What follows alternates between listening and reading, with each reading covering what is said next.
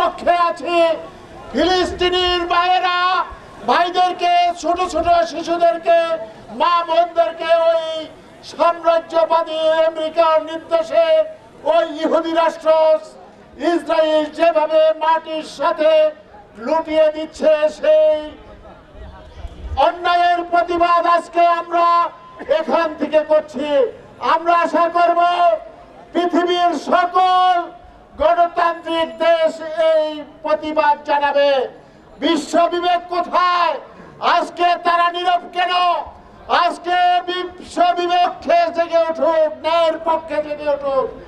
আমরা চাই আগামী দিনে যদি এই বোমা হামলা হত্যা বন্ধ করা না হয়, তাহলে এই বিশ্ব শান্তি বিনষ্ট হবে।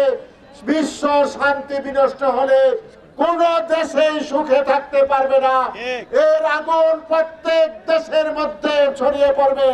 তাই বিশ্ব বিবেকের কাছে আমাদের অনুরোধ, অবিলম্বে ওই ফিলিস্তিনিকে স্বাধীনতা দেন এবং তাদের উপরে সকল প্রকার হামলা বন্ধ করুন।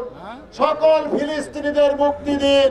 আজকে ইসরায়েলকে বয়কট করুন, ইসরায়েলি পণ্য বয়কট করুন এবং ইসরায়েলের সকল কার্যক্রমকে আমরা সবাই না বলবো, আবার